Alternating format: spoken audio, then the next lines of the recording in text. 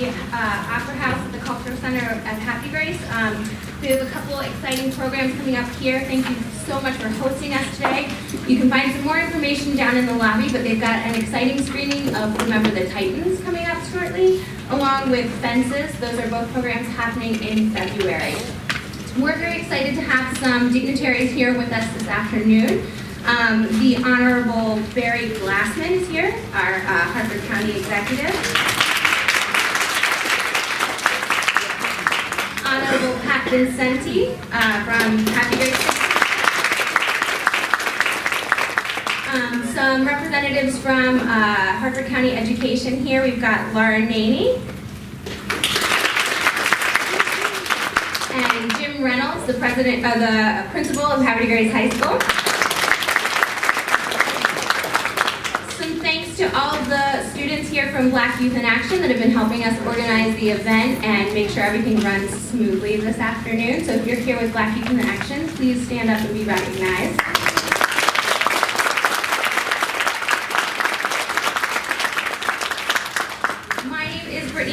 And I am the secretary for the Happy Grace Colored School Foundation, and I'm super excited to welcome everybody to this event that really recognizes the hard work and the advocacy of all of the people who worked tirelessly to help us acquire the Colored School as a historic landmark here in Happy Grace. And it really is part of the legacy of those people who have advocated so tirelessly for equitable access to education for students here in Harford County. So right now I'd like to introduce our opening prayer from Gary Lee. If you would come up and welcome us and get us started with a prayer.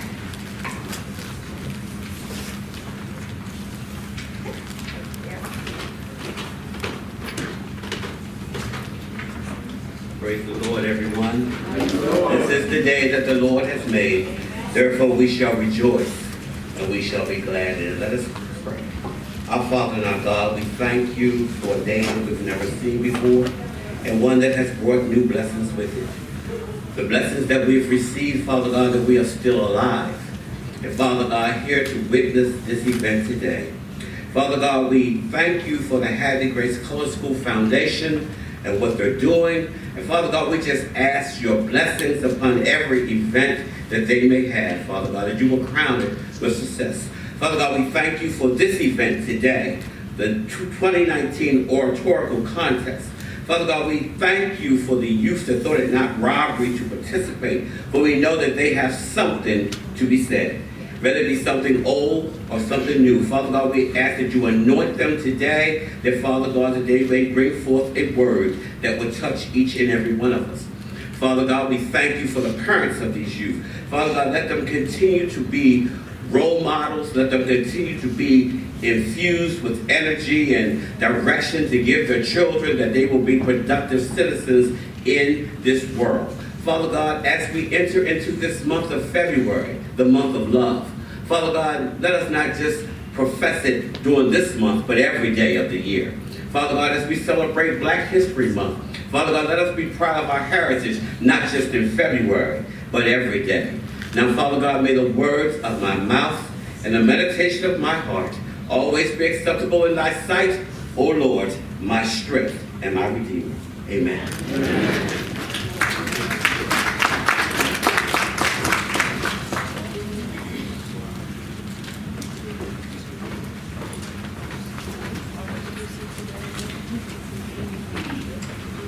Thank you so much. Now I'd like to introduce Patricia Cole. She is the president of the Happy Grace Colored School Foundation. Oh, sorry. Honorable Barry Glassman is going to speak first, and then we're going to hear from Patricia Cole. Mr. Glassman, come on up. Thank you.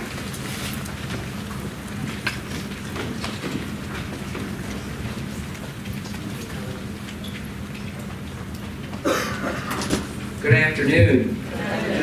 It's good to see everyone today. For any of our visitors, welcome to Harford County and the city of Happy Grace.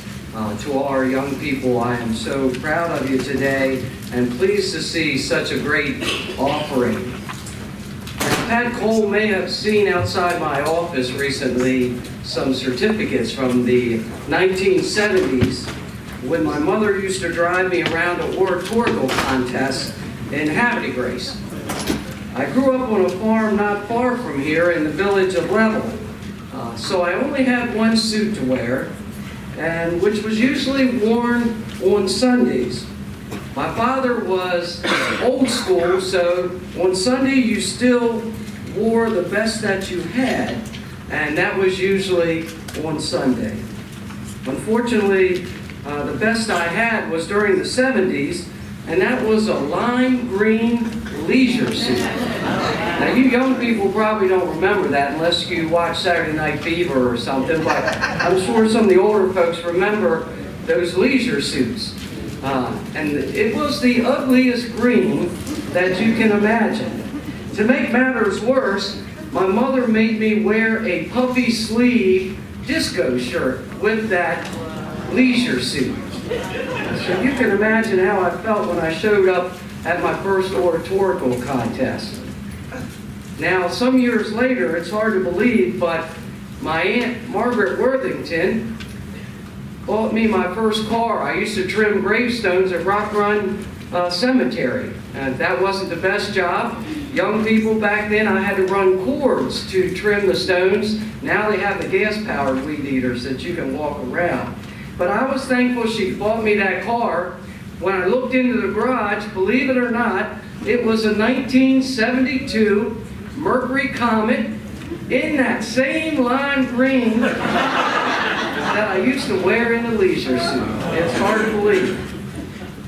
As a student, I was fond of reading politics and history, and even back then I discovered some of our great leaders were able to lead and make change with words. I'm not very big now, and you can imagine in elementary school, at 36 inches and 40 pounds, I was the last one to be chosen on the playground, not the first one to be picked for the basketball team.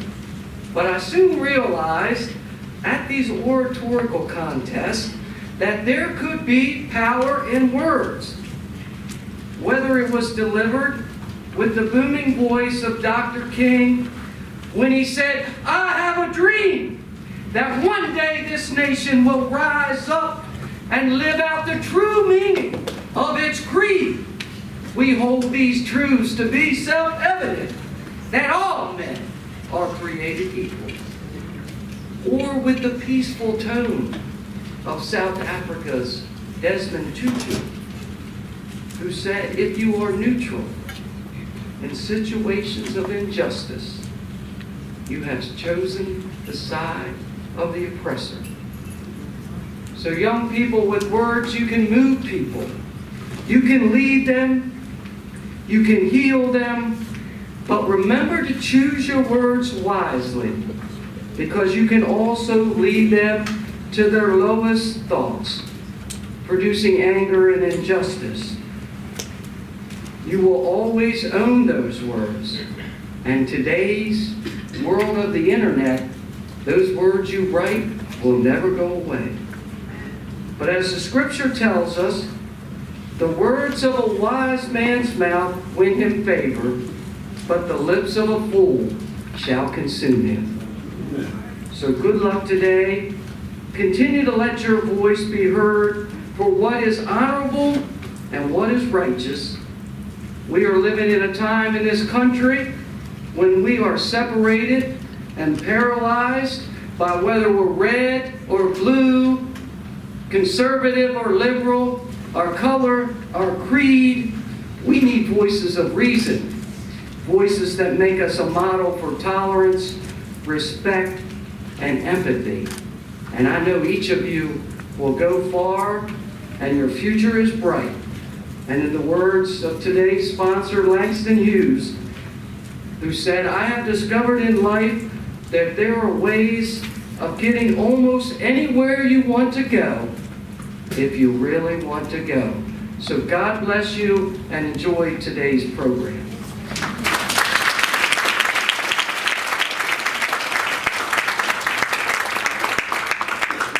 Thank you very much, Honorable Glassman. Patricia Cole, the director of the Havre de Grace Colored School Foundation, is now going to talk a little bit about the connections to Langston Hughes and the work of the foundation. Thank you so much, Brittany, and thank you so much, County Executive Barry Glassman. We are so blessed to be here today, having successfully acquired the Havre de Grace Colored School and returning it to the hands of the community. I'm not sure why but what we want to express to you today is how much we appreciate the community and its support for what we are doing. County Executive Glassman, I just really want to thank him because he was the one who was really instrumental in us moving forward with getting the school. He graciously found $50,000 where to help us in our quest to get the school, and when he did that, we were off and running. So I can't thank him.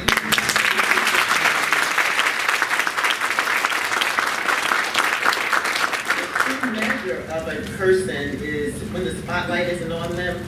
So when County Executive Glassman, when he was student Glassman, he was helping Hosanna School Museum. And I don't know if you know who's Hosanna, but Hosanna was built in 1867. It was the first public school for African American children built by the Freedmen. So when he was student Barry Glassman, he was helping Christine Tolbert with Hosanna School Museum. The Havre de Grace Colored School holds the distinction of being the first public high school, but Hosanna was the first public school that went to the 8th grade. So thank you again, County Councilman Glassman. We also have the Honorable Patrick Vincenti here with us today. He is the president of the County Council. What's really interesting about him is that when we needed help, he donated a duck decoy, and we auctioned that duck decoy off, and we were able to, we raised $300 in like 2 hours, and that was the first real money we had in our account. So we really thought once we got that $300 that we could do this. So yeah, we thank him.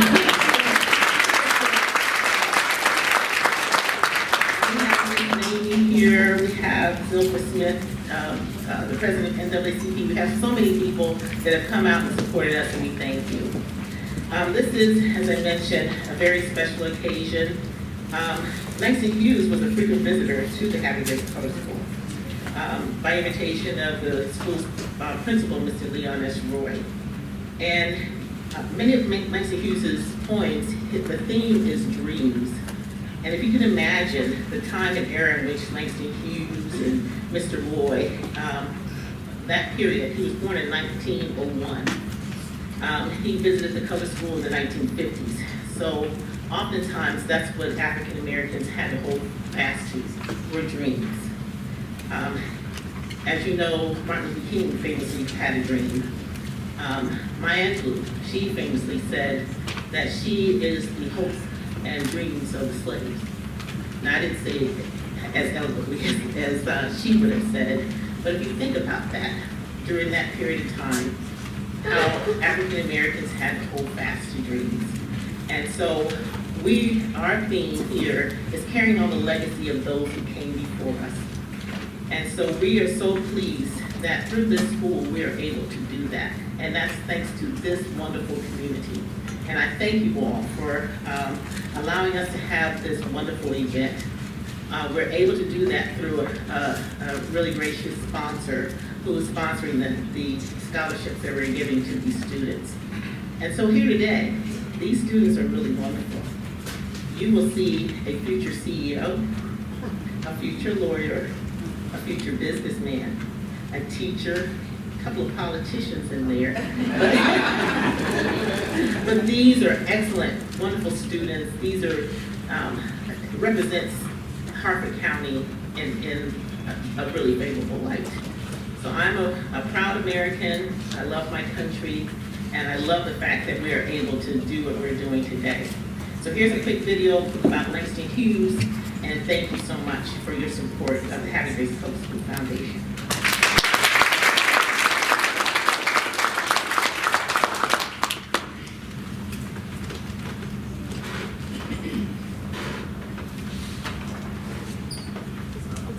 James Mercer Langston Hughes was an African-American poet, novelist, and playwright born on February 1st, 1902 in Joplin, Missouri. He was one of the earliest inventors of the literary art form called jazz poetry. When he was just 18 years old, he wrote his first and best-known poem, The Negro Speaks of Rivers. In the 1950s, Langston Hughes graced the hallways of Haverty Grace Colored School, which holds a special distinction as being the first public high school for African-American children in Hartford County, Maryland. Langston was a frequent visitor to the school by invitation of the school's principal, Mr. Leon S.Roye. Mr. Leon S.Roye was our principal. He used to always tell us that, he said, I'm going to bring Langston here, I'm going to bring Langston here. But we didn't find out until later that he attended Lincoln University with Langston Hughes. And they were roommates at one time, and also fraternity brothers. So the illustrious Omega Psi Phi fraternity. I probably was maybe 8 or 9 years old. And at the time, we used the basement where the library was and where they would have maybe some small concerts or activities in the basement of that white part of the building. And as children, we would sit out in the well outside, and we would look down there and listen to what they were open the windows, and we would hear what was going on. I tell you, he was probably one of the most handsome men you've ever seen. At the time, we did not realize how important he was, but he would come to this school in the basement. Mr. Leon S.Roye, the principal, went to school with him. And whenever Mr. Roye would ask, he would come and he'd bring his books and his poems, and his favorite one was Simple Speaks His Mind. And then, of course, there was the other one, Liza, Liza, praise the Lord. Don't you know the day is broad? Wash your face and comb your hair. Look just like a feather bed. But he was so gentle, so kind, Mr. Langston Hughes. It was later that we learned how important a man he really was. And I'm so thankful that we had that opportunity. During tumultuous times in American history, many African Americans had to hold fast to dreams. In his poems, he often shares the importance of having dreams. In his words, without dreams, our lives do not feel complete. We do not have anything to work toward. So holding on to dreams strengthens and empowers us. We pay tribute to Langston Hughes, who through his extraordinary gift was able to inspire and uplift us as a people. His words of wisdom continue to guide us as we reflect on many blessings we share as proud Americans. Now, we honor the legacy of many men and women who advocated for the first public high school for African American children. Through parental prayers and petitions, we applaud their efforts to give African American children a better chance at life. As we stand on the shoulders of these giants, we look to future generations to motivate and inspire our better angels. That is the cornerstone of the values we as a community still hold sacred. So let us stand together as a beacon of solidarity and commitment to keeping our community strong and to carry on the legacy of those who came before us and inspire us to dream. One day, glory comes, it will be ours, it will be ours. Oh, one day, war is won, we will be strong, we will be strong. Oh, glory, glory, glory.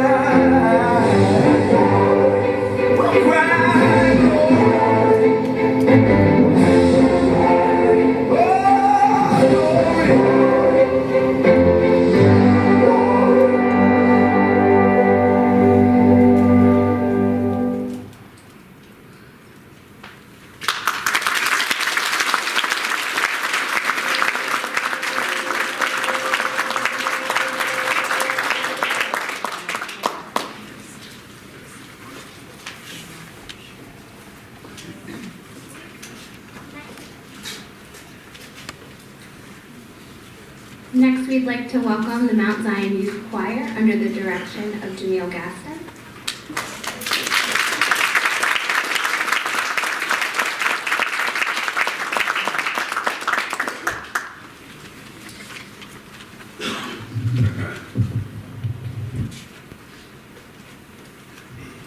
Amen. We're getting ready to start. We're going to open up with our youth praise team first, and then we'll bring our choir out in our second selection.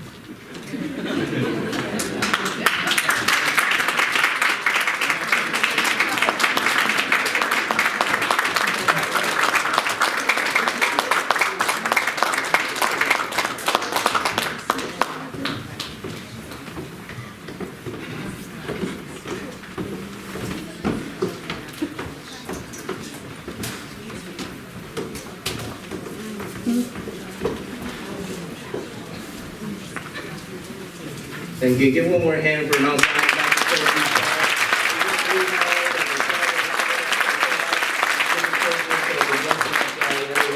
And they're very excited. And thanks again. Thank you very much. At this time, I'd like to introduce Miss Nia Marie Webb. She is the winner.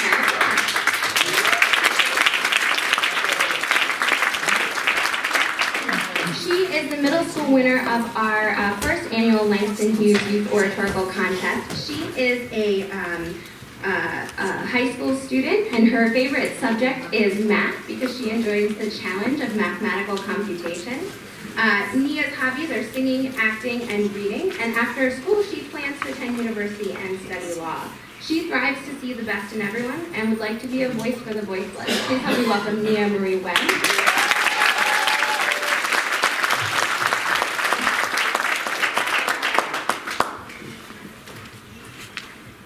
Good afternoon.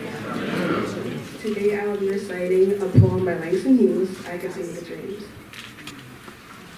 I take my dreams and make of them a bronze vase, and a round fountain with a beautiful statue in its center, and a song with a broken heart, and I ask you, do you understand my dreams?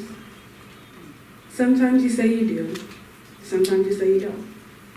Either way, it doesn't matter. I could sing the dream. Thank you.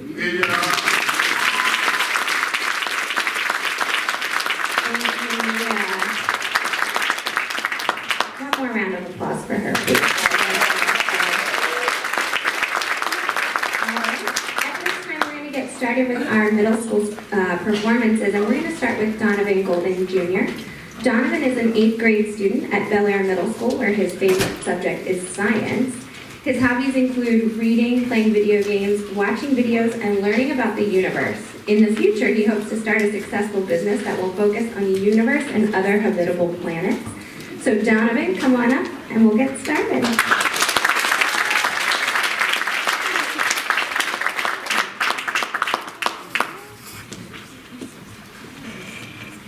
Did you know that the universe is so well balanced that the mere fact that you have a problem also serves as a sign that there's a solution? My dream is to be among the stars and to interact with an alien species. I want to see the beauty of the universe and its life. The universe has extraordinary things in it, and I want to experience it all.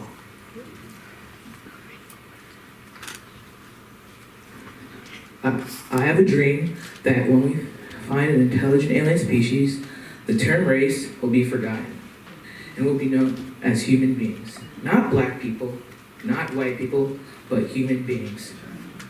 It is said that man is the catalyst to change, and I believe that aliens is that catalyst. Dr. Martin Luther King Jr. wanted change among human beings. He and many others have made it better, but it's still not perfect. We should at least strive for near perfection. On the news, I see people that look like me being incarcerated at an alarming rate, aggressively handled and murdered by the authorities, and killing one another.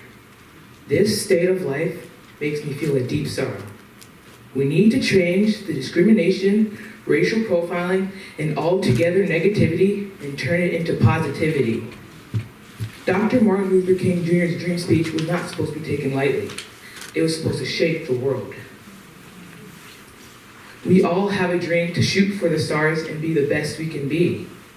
Malcolm X once said that education is a passport to the future, for tomorrow belongs to those who prepare for it today.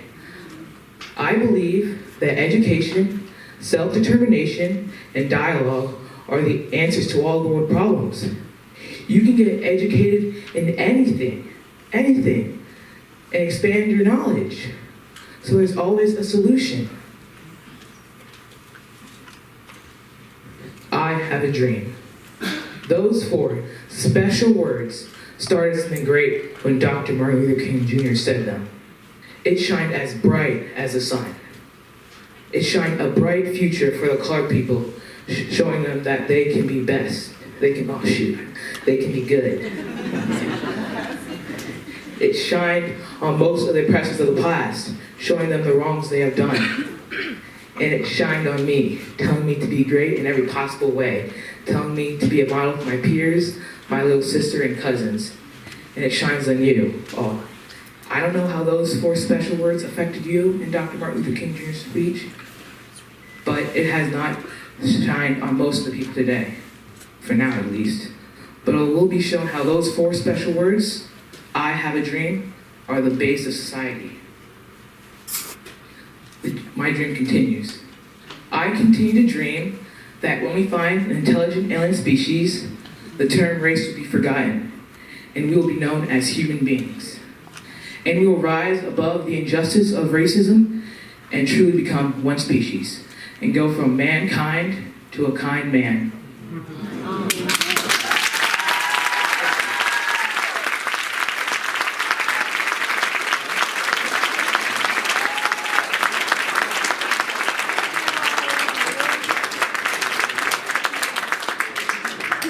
Thank you, Donovan. Your dreams are as bright as the lights on the stage.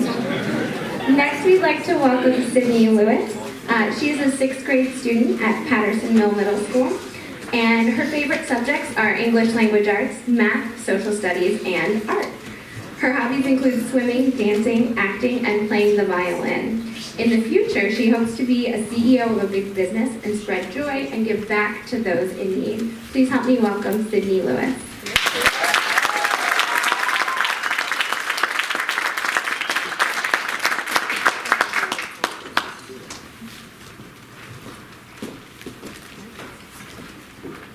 Good afternoon. My name is Sydney Lewis, and I am a 6th grader at Patterson Mill Middle School and High School.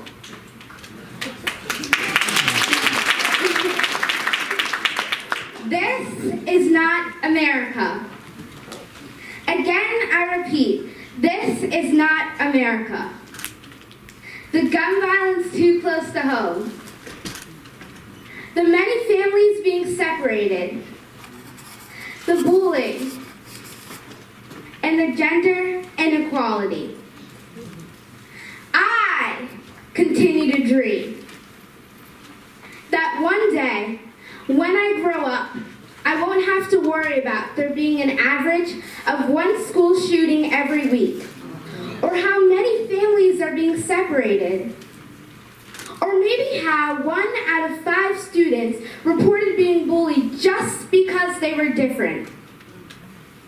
I continue to dream that I won't have to worry about me as a woman earning 80 cents to every man's dollar.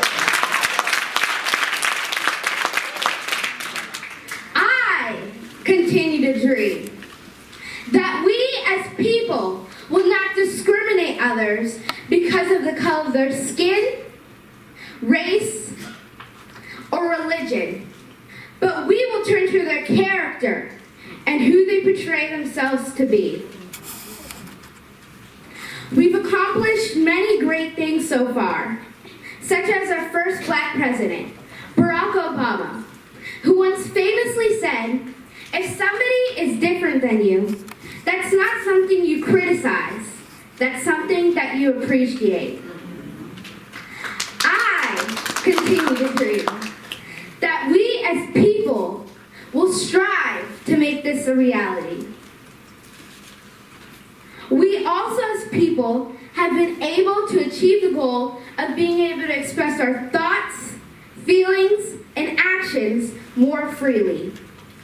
I continue to dream that we will be able to assess and improve ourselves in this area. I continue to dream that we continue to have a democracy that equally honors each voice. A democracy that embraces differences and doesn't ignore them. I continue to dream that this will be America. Again, I repeat, this will be America. That one day, this nation will rise up and live out the true meaning of its creed. We hold these truths to be self-evident, that all men are created equal, all men. The America that Dr. Martin Luther King Jr. envisioned. Thank you.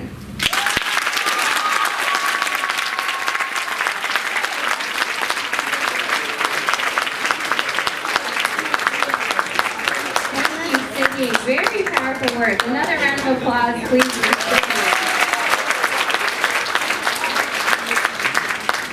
All right, and next I'd like to welcome our final middle school contestant, Nee O'Darty Sampson.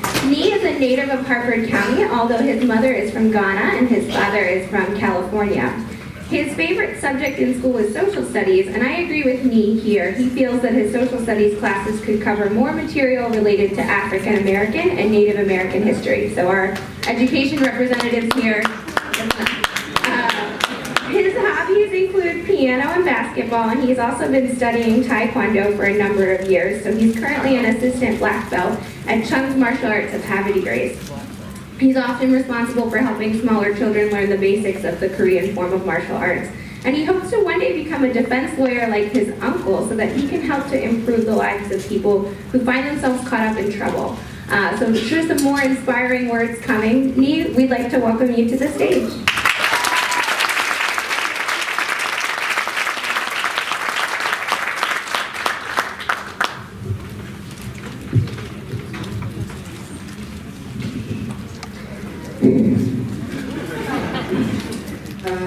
Good afternoon. My name is Nee Sampson, and the title of my presentation is Harambe is Unity for Prosperity. Greetings, brothers and sisters. Greetings, elders and mentors. I want to tell you about this. I want to tell you about dreams, about the heritage of our people, about Lincoln University in Spring. That college so humble, just 30 miles away, so filled with pride and great graduates, they say. Graduates who have shaped our culture, both near and far. Graduates to take pride, no matter who you are.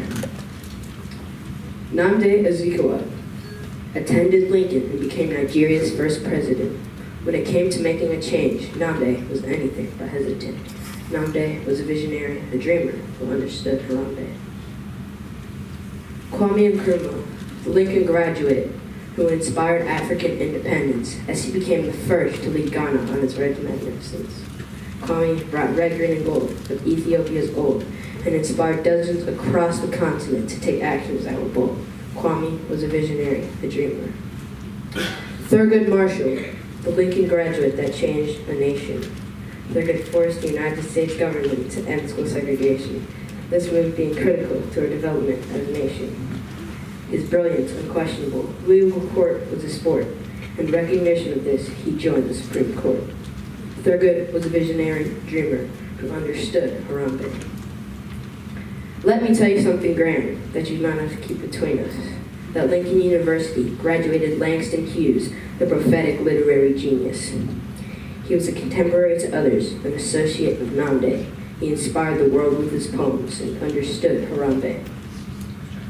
These four great icons from Lincoln University understood what Langston Hughes meant when he wrote, "Hold fast to dreams, for if dreams die, life is a broken winged bird that cannot fly. Hold fast to dreams, for if dreams go, life is a barren field, present with snow." You don't become the first president of the most populous African nation while frozen in snow. You don't inspire African independence in America while frozen in snow. You don't end school segregation in America while frozen in snow. And you certainly don't inspire literature worldwide with your words of wisdom while frozen in snow. Too many today are lost to indiscipline, drugs, drunks, decimation, and disaster. It saddens my heart to see boarded up buildings with decimated communities. It saddens my heart to hear about drugs taking over people's lives and leaving their lives with disaster, and our youth being left without guidance.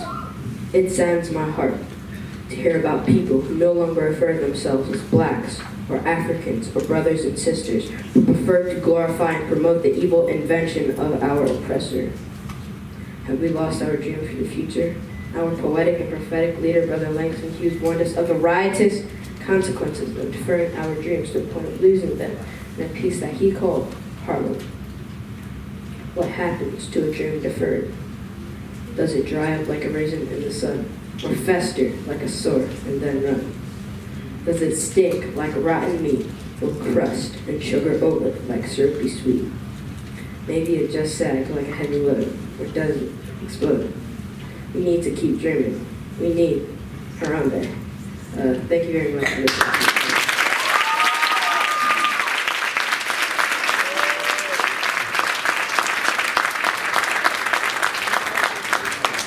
Thank you, Nee. And another round of applause for all of our middle school students.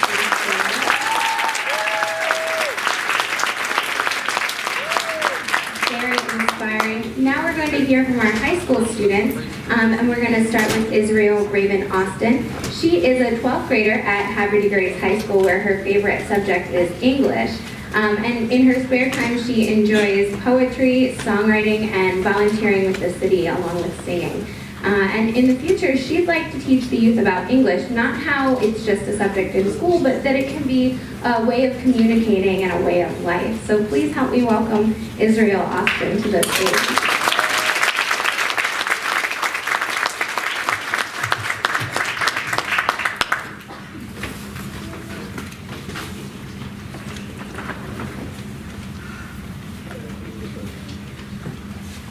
Langston Hughes once wrote a powerful piece called I Continue to Dream. In this piece he wrote, "Do you understand my dreams? Sometimes you say you do, sometimes you say you don't. Either way, it doesn't matter, I continue to dream." This piece was powerful because he had confidence in himself. He knew that he could make his dreams a reality. He knew he had a sense of himself. But do we all start off this way? I believe not. Do you believe that Martin Luther King came out the womb marching for integration with peaceful protests? No. Or do you think that Maya Angelou's first words were, "I know why the caged bird sings"? No. But they all started with a seed of leadership within their hearts. And with the right encouragement, with the right motivation, that seed can blossom into a beautiful reality that they only saw by way of their dreams. Now, I like to think of them as the rainbows in many of our clouds. They surely were help to me growing up. My aunt taught me about Langston Hughes. My teachers taught me about MLK, and I learned about Maya Angelou. She once said that she's had so many rainbows in many of her clouds. So, in honor of Maya Angelou as well as Langston Hughes, I like to dedicate my piece that I wrote. Now, last year I said that I was going to make a change, that I was going to pursue my dreams, but I never emphasized in how I was going to do that. So today, I would like to, in my piece I wrote called Rainbows and Clouds. Bad days have rained on me, just like many others, but it has not been enough to drag me asunder. I've had heavy pours through separations, hurricanes through abuse, thunderstorms through damnations, and tornadoes through my tattoo-like wounds, but it has not stopped me from trying. I try to do my very best. I try to pass all my quizzes and tests. I try to stay kind when life gets hard, even when life leaves me broken, battered, and scarred. But there's a beauty in my brokenness, don't you see? I continue to live my life unapologetically. Now I could have stopped when it all became tough because, let's be honest, this life is rough. And this time of my life, I have to worry about things, school, work, book fees, yeah, those kind of things. But if others before me can do it, I can do it too, because this may seem like a lot, but it's only a minor few. So no staying still, no backward steps. I trod forward without any regrets, but I couldn't do it all by myself. I needed some rainbows to lend me some help. My aunt, father, and mother are my rainbows. My uncle, god sister, and nanny are my rainbows. My baby brother and baby sister are my rainbows, and here is why. I'm a big mess of a cloud within the sky. And through all my anger, frustration, and sadness, they're there to help me sort out my madness. But rainbows are everywhere, don't you see? You're a rainbow, you're a rainbow, you're a rainbow, and even me. Rainbows are people that brighten up your day, that support and help you and even lead the way. So why am I on this hype about rainbows? It's because that's what I want to be.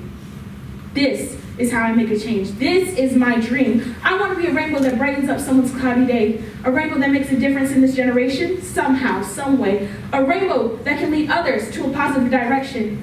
A rainbow that can show others love and affection. So how do I do this? To be a positive and influential leader, it's for me to be a teacher. I'll dedicate my life to teaching our youth valuable, meaningful lessons while guiding them into the right direction.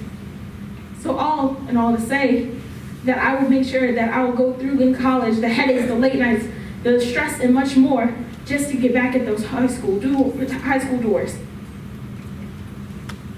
Rainbows are everywhere, and I plan to be that.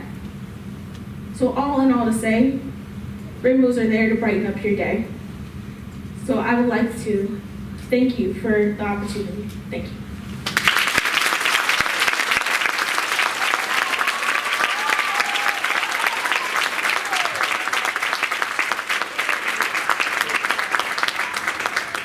Thank you, Israel, and I'm sure that we can all take a minute and reflect on some rainbows in our lives today, and we've got a lot of future rainbows here in the audience. Next, we'd like to welcome Desmond McAllister. He's a 10th grade student at Edgewood High School. He's an incredibly talented sophomore in the International Baccalaureate program there, and he enjoys writing and recording music at the Edgewood Boys and Girls Club where he runs their music program. He is also an active member of TechBrick's 1FRC team with the title of Project Manager and his school's Astounding Arts program. He dreams of one day chairing a seat in the United States House of Representatives, and he plans to start by first making a change in the community around him. So we're excited to hear from Desmond, and let's welcome him with a round of applause.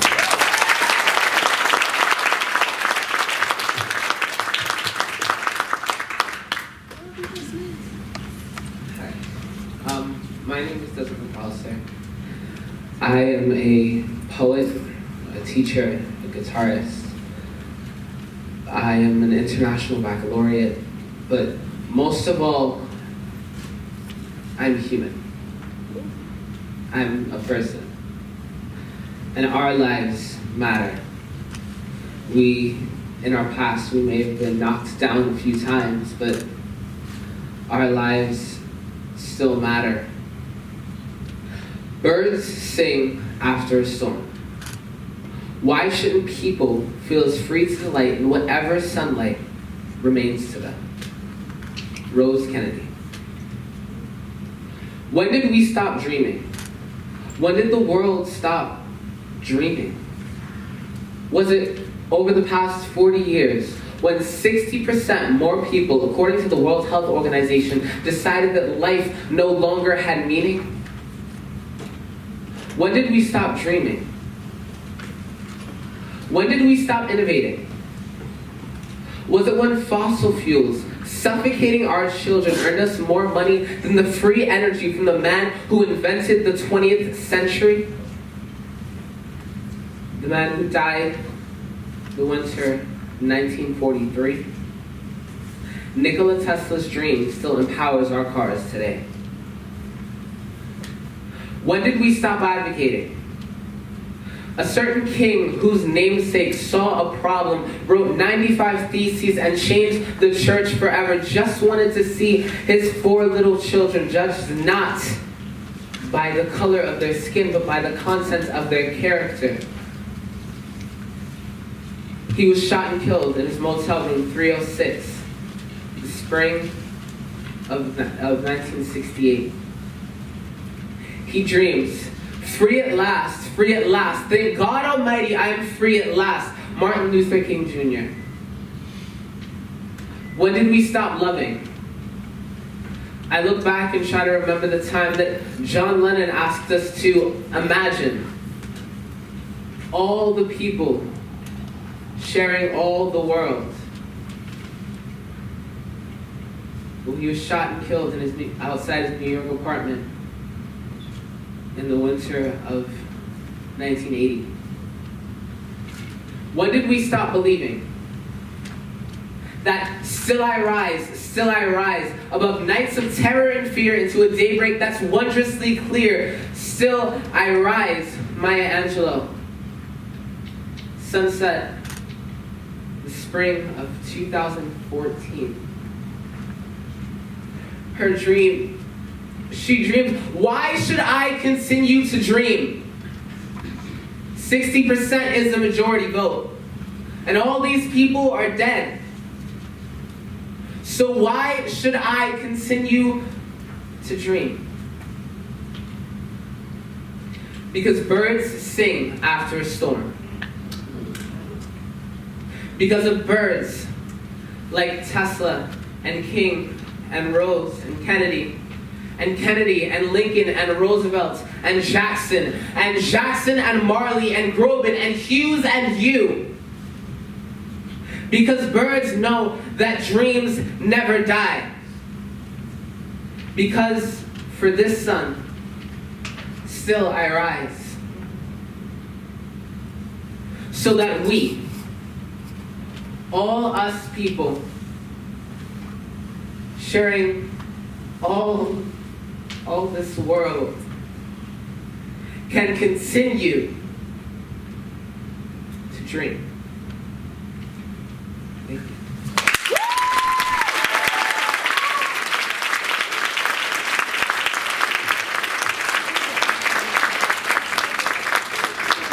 Another round of applause there for Janice Grant.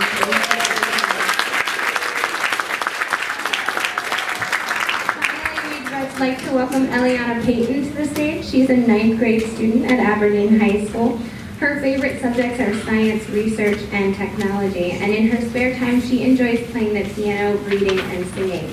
After high school, she hopes to attend Harvard University and the Yale School of Medicine to pursue a career as a neurosurgeon. I think we're going to hear from another very powerful and promising woman. Please help me welcome Eliana to the stage.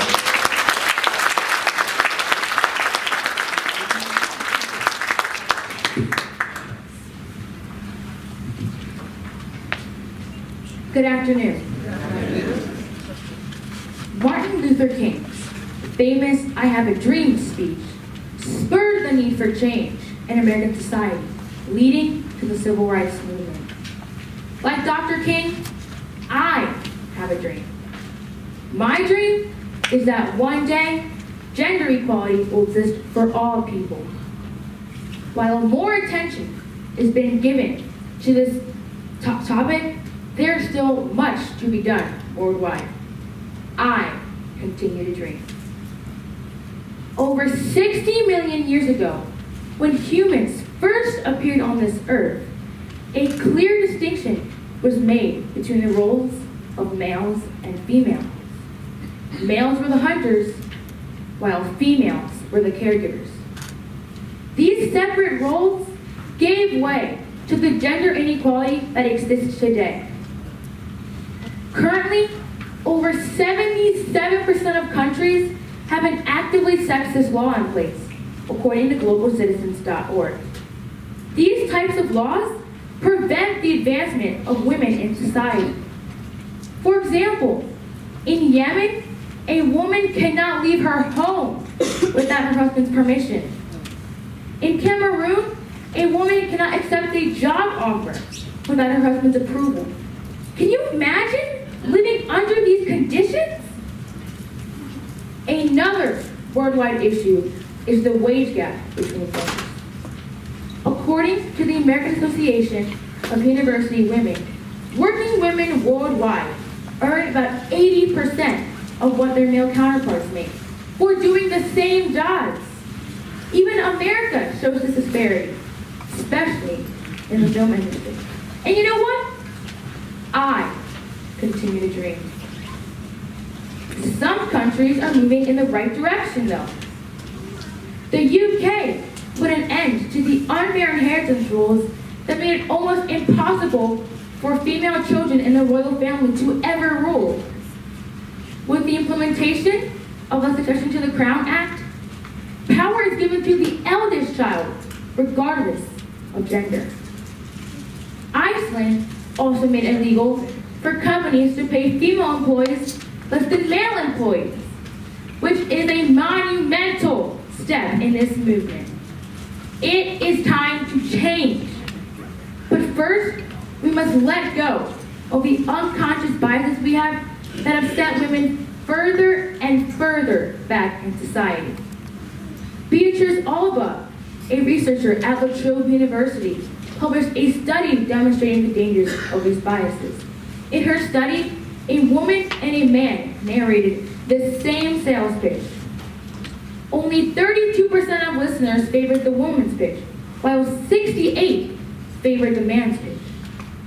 It is crazy to think that a woman can be set back in society just because of the voice she was born with. That is exactly why I continue to dream for gender equality. If you are a woman in the workforce, educate yourself about your occupation's range of salaries. If you are a young woman, stay in school. Getting a post-secondary education will increase your opportunities exponentially. As an educated young woman, you will be better equipped to fight for the equality you deserve. Furthermore, make use of your talents. Find the things that you're good at and develop them. The more skills you have to offer, the more opportunities you will have in life. Men can also play a major role in this movement. By recognizing skills, hiring, and advancing women, they will improve gender equality. Finally, and most importantly, we all must be advocates.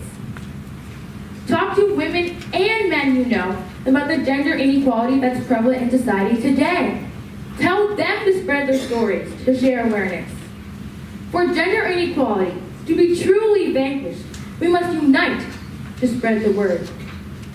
Will you join me in this fight for change? Thank you.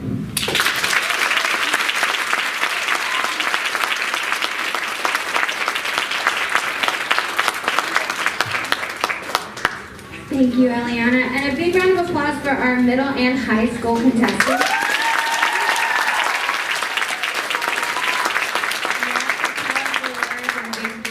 There. We're going to take a brief intermission, after which we'll see a video from Harford County executives celebrating Black History Month, and we'll hear again from the Mount Zion Choir.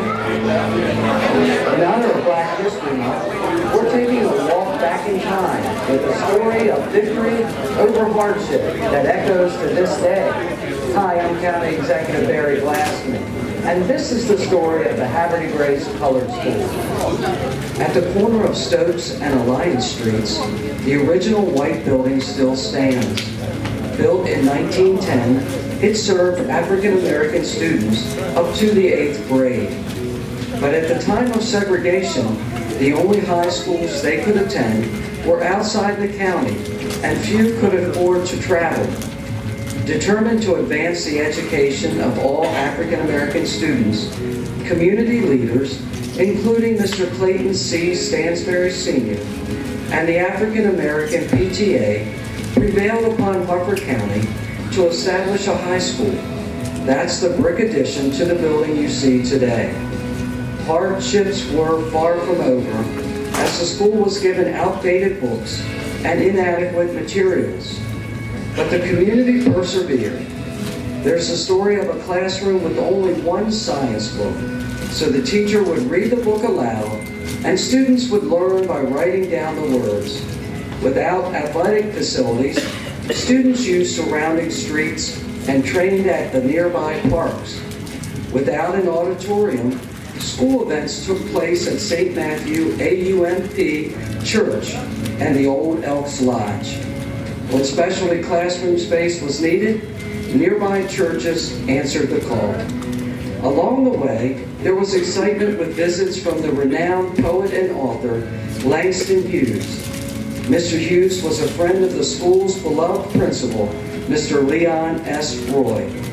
The class of 1932 was the Havre de Grace Colored School's first high school graduating class. It had 10 students. To preserve the history of this landmark, African American leaders raised funds to buy the building in 2018. Now they are working to create a museum and a cultural center in this historic place.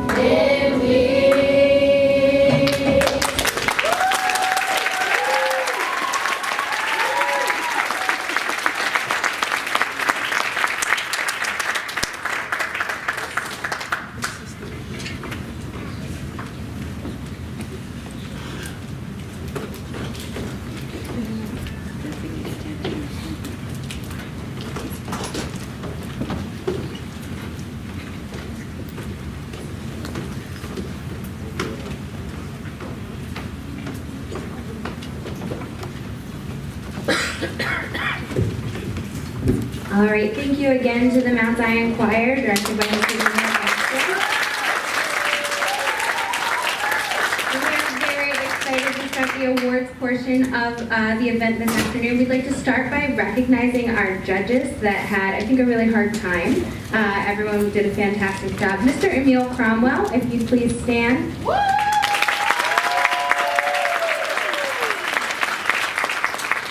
Mr. Mark Thomas.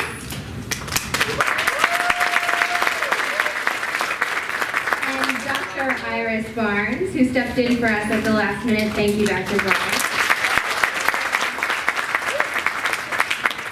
Our contestants today are already winners. Everybody receives a prize that is generously sponsored by Dr. Roosevelt Barfeld, DBA. So a round of applause.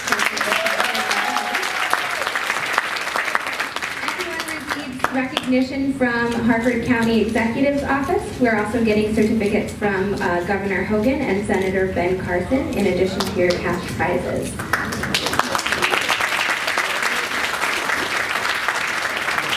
We're going to start by recognizing our runners-up for the event today. So when your name is called, please come on up to the stage. You'll receive your prize. And we're going to step off to the side over this way so we can get photos of everyone as things unfold.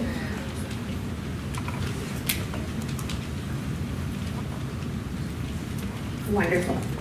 Yeah, and so as the students are coming up, we could also have the county executive and county council president come on up and get photos of the students as well.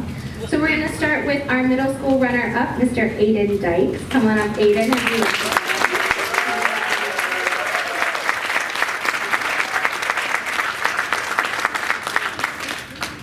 Next we have high school student Donovan Payton.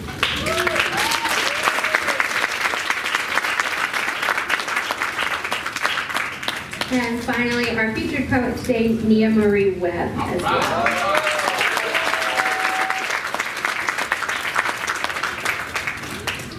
Just a few moments as we get everybody organized.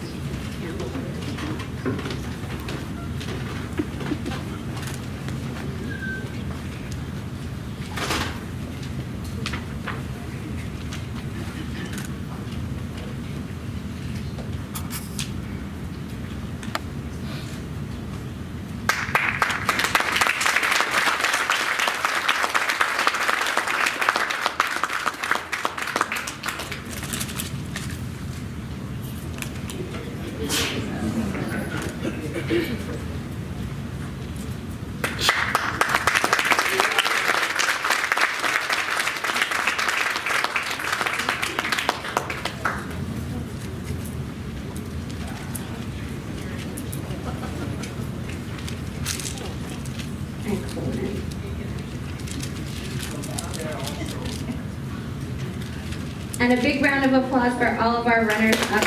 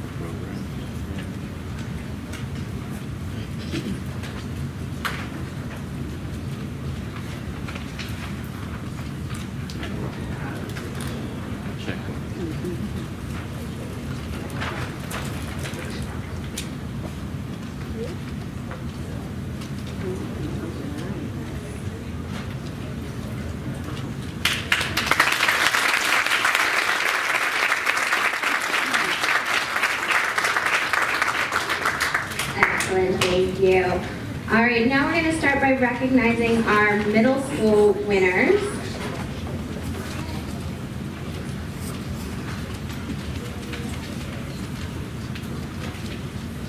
And we're going to start with third place.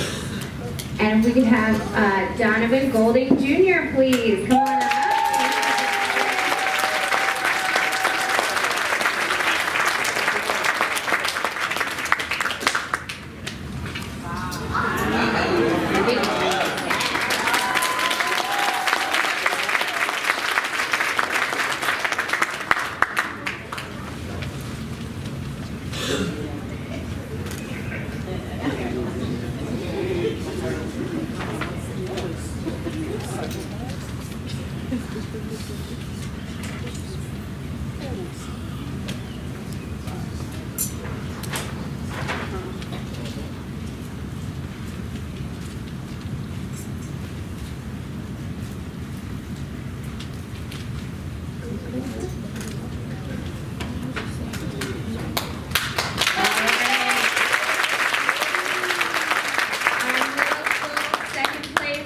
If we could please have Sydney Lewis to the stage.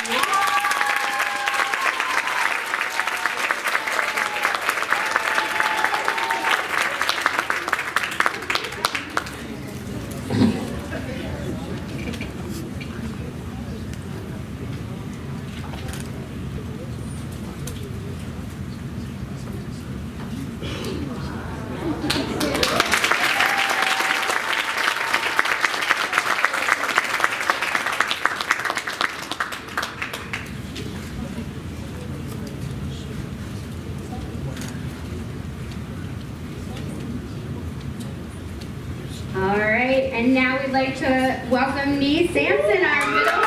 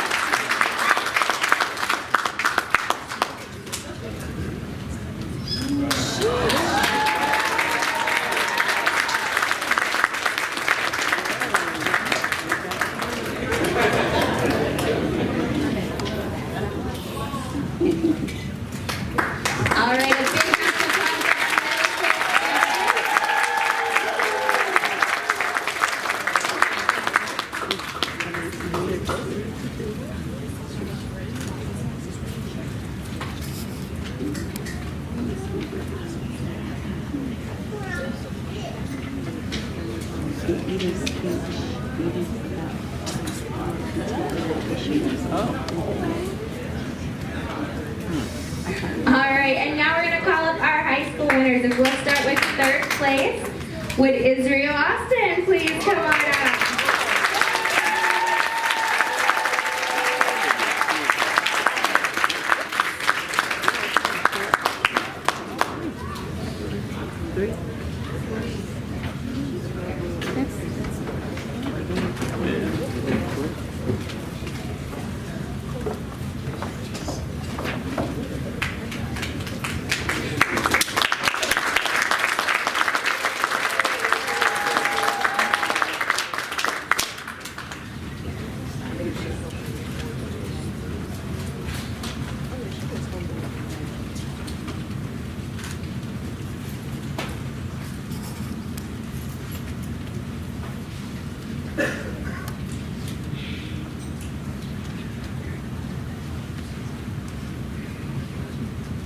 All right, congratulations, Israel. Come on up,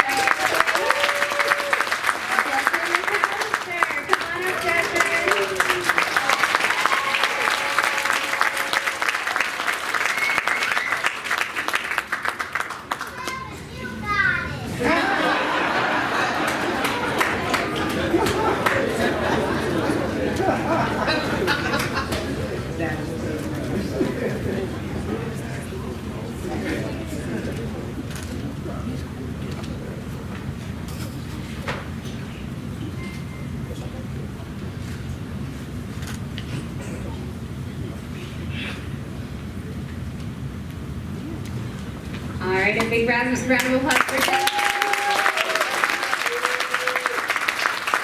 And our high school first place winner, Eliana Payton.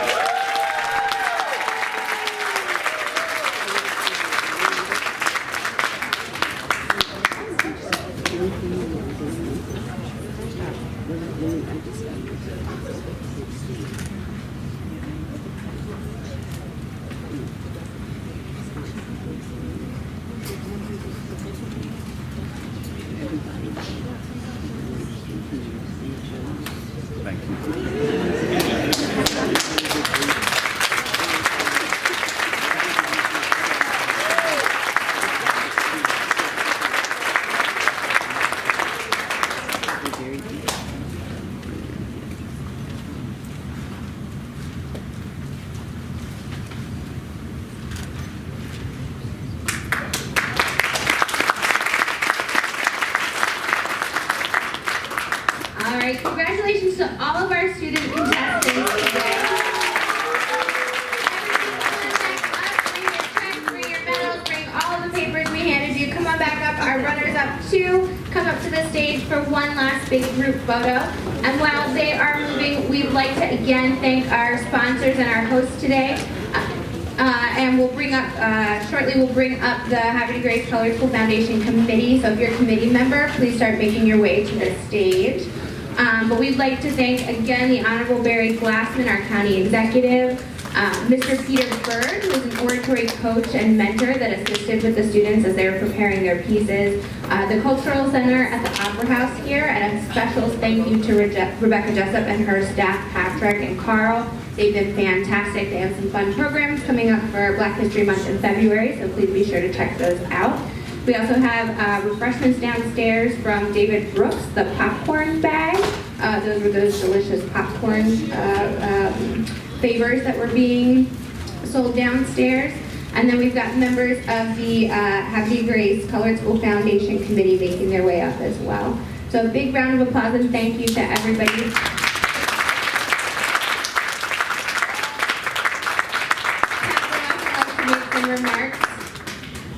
Again, thank you all so much for coming out, and we greatly appreciate our elected officials being here. Can we give them a round of applause?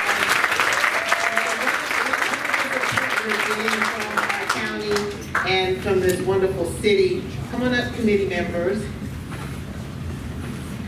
We are also having, if you haven't been to the colored school, please come by. We're having a small reception. We'll have food there. We're not selling his food. If you haven't been there, it's really a special space. As you probably saw in that film that the county executive did, the building, that white building, is over 100 years old. It's very special. So if you haven't been there, it's ample parking. Please come and just pay a visit. Just come and see the school. We thank you all. We hope that you enjoyed this event. And please give these kids another round of applause.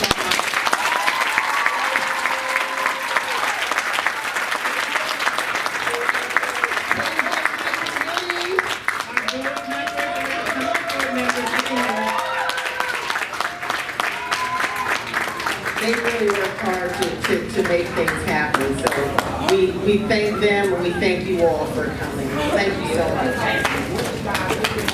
Okay, we're moving on.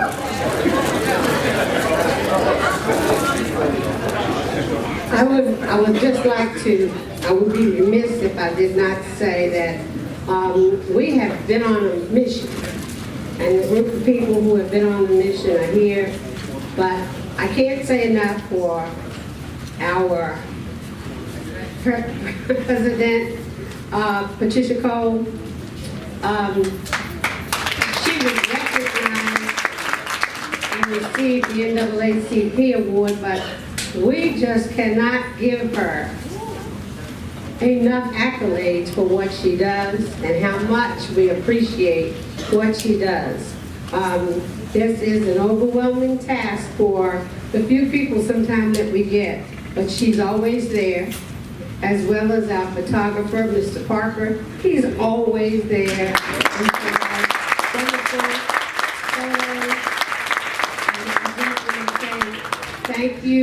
Thank you, and I hope that we get to see you next year, and we have more participants. You are just as wonderful as Channel 13's Oratorical contest, and we're going to make them real powerful next year, and hopefully we'll get WBAL to come and do our show as well. So we want to say thank you, thank you, thank you.